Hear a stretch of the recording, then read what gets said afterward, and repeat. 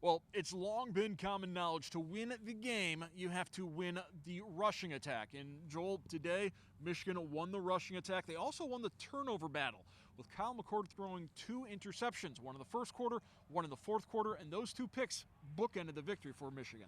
Look, offensively, Sharon Moore and the Wolverines did some things we haven't seen them do in the last couple of weeks. We saw Alex Orji. Yeah, absolutely. Haven't seen that really all season long, and he said he's been sitting on that for weeks, just waiting for the right time.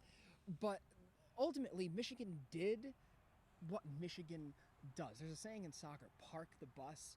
It has a negative connotation. What Michigan does really is they just put the bus into drive and they run over you with those 4, 5, 6-minute drives, milk the clock, and they are designed to win games just like this.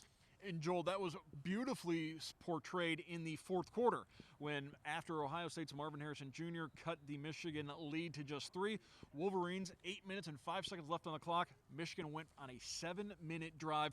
Throughout this game, they're averaging 4 yards per rush. If you're getting 4 yards every time you carry the ball, you're going to continue to get first downs. They took time off the clock. They kicked the field goal that made it 30-24, and that was the eventual margin of victory. Well, so on that third down, they did not get as many yards as they wanted. I think they only got 2. It leaves you with a 4th down and 4. And there's the question all throughout the stadium, and I'm sure at home, do you want it in your offense's hands to try to win the game on that 4th down and put it away? But why? Because part of Michigan's calling card all year long also is we can win games on defense, just prevent the touchdown play for the final minute. And that's exactly what they did. They got the huge interception with an Ohioan fittingly in the final seconds of the game. 30 points, the most points Ohio State's defense has allowed all season long, and certainly a lot of questions about Ryan Day's play calling at the end of the first half. Maybe not as aggressive as some folks would have. They settled for a lengthy field goal attempt they missed, and Day basically said, hey, I didn't want to give the ball back to Michigan. I was willing to let the clock go all the way down to 2 seconds, try the long field goal, because he thought this was going to be a close game, which it ended up being. But I think there's going to be, and there continues to be, questions about his play calling in that situation.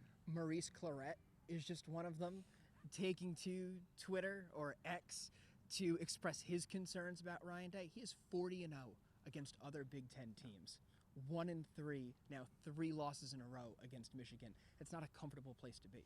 No, and it's going to be even more uncomfortable for Ryan Day going forward. He is certainly on a hot seat, and prior to the game, there were reports that perhaps Texas A&M is interested in Ryan Day, luring the Buckeye head coach down to Texas.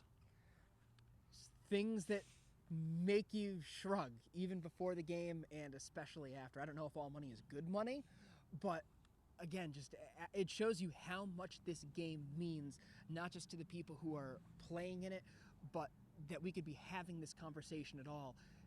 Perhaps only losing 1 game all season and going what now 41-3 in your 10 years as a Big Ten coach it would be unthinkable anywhere else in the country besides this job. Kyle McCord said the thing that really is hurting is the fact that Ohio State no longer controls their destiny. They've got an outside chance of making the playoff. They're going to need a lot of help. Different story for Michigan.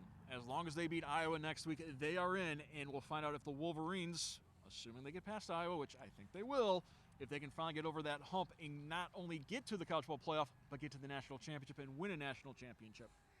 Iowa likes to make things ugly. We know that. They are proud of that. But it's as simple as what you just said. Win and you're in. You give any team in the country those kind of odds or that kind of scenario before the season begins, they'll take it.